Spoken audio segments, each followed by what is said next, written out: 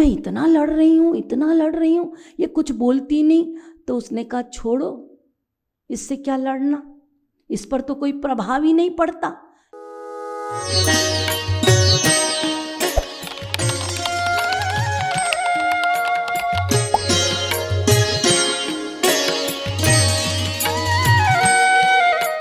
चंपा थी और एक चमेली थी, दोनों पड़ोसिन थी, लेकिन दोनों में बहुत झगड़ा होता था। बात बात पर विवाद, वाद वाद पर दोनों झगड़ती थी कि अड़ोसी पड़ोसी सब इतने परेशान थे। दोनों में झगड़ा हो, फिर बातचीत बंद हो, फिर सामान फेंकें, फिर आवाज करें या फिर जोर जोर से झगड़े, तो सब लोग बड़े परेशान थे। एक दिन एक महात्मा जी आए उस गांव में। चंपा थोड़ी आध्यात्मिक विचारधारा की थी, तो वो चली गई महात्मा जी के पास और महात्मा जी से उसने कहा कि मैं बड़ी परेशान हूँ, चमेली मेरे साथ बहुत लड़ती, क्योंकि कोई नहीं कहता कि मैं लड़ती हूँ, दूसरे ही लड़ते हैं, हम थोड़ी लड़ते हैं। और महात्मा जी कोई उपाय बताइए जिससे कि हमारी ये लड़ाई बंद हो जाए।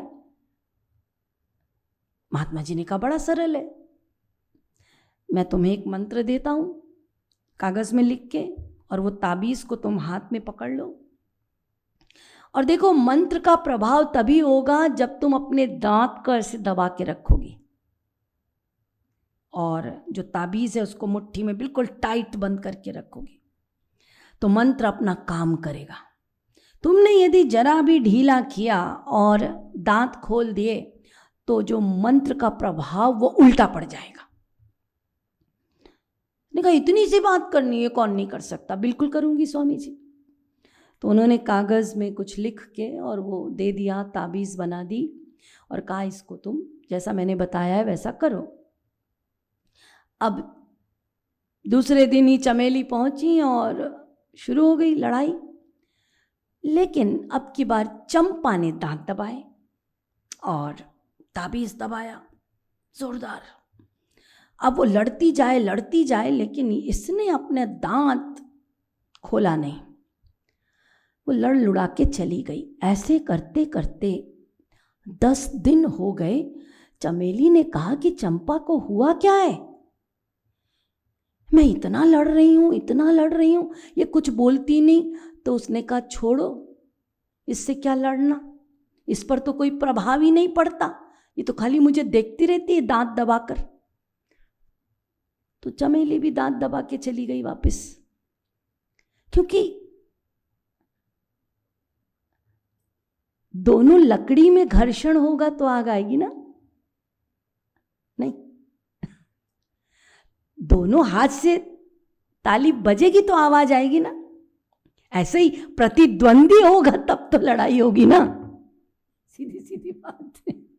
अब प्रतिद्वंदी ही नहीं है तो लड़ाई कहां से होगी, तो वो तो प्रतिद्वंदी तो चली गई और यहाँ प्रतिद्वंदी जो है वो मौन है, कुछ बोलती नहीं है, ऐसा महामंत्र मिला है तो वो चली गई। अब इधर दिवाली आई, अब वो साज सज्जा में क्या हुआ कि हड़बड़ी में उसका ताबीज कहीं खो गया। अब तो चंपा बड़ी परेशान, क्या करें स्वामी जी कहीं से आ जाए, ये तो टपक पड़ेगी चमेली, तो उस समय मैं क्या करूंगी, मेरा ताबीज ही नहीं है हाथ में। तो by the way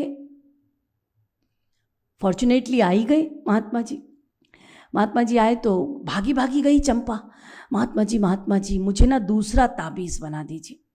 Mahatma ji ने कहा क्यों, क्या हुआ, क्या वो पहला वाला काम नहीं करता? नहीं महात्मा जी बहुत काम करता था, लेकिन वो खो गया है। तो महात्मा जी को बड़ी जोर के हंसी आई।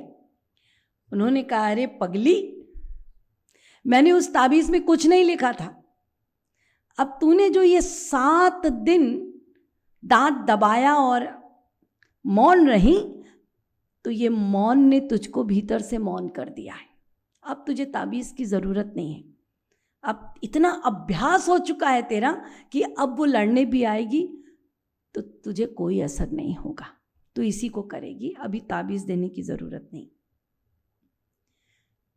मौन का इतना कमाल है। अर्थात कोई बोलता है बोलता है बोलता रहे, हमको चुप रहना है। वो चुप आप में शक्ति संचय कर रहा है। व्यर्थ बोलते जा रहे हैं, शक्ति जा रही है। मौन है, शक्ति संचय हो रही है, स्टोर हो रही है। तो क्या होगा? आपका लाभ है। तो क्या चूज करना है? मौन से ये मेरा मतलब नहीं है कि बोलना छोड़ दीजिए। मौन से मेरा मतलब है अपनी स्थिति को बनाना। मौन से मेरा मतलब है कि जब वाद विवाद होता है, तर्क होता है, जहां पे हमें पानी डालना है हम आग डालते हैं, फिजूल की बातें करते हैं, व्यर्थ की बातें करते हैं, वहां पर मौन होना है। मौनमात्म विनिग्रह, गीता कहती है आत्मा का निग्रह होता है मौन से।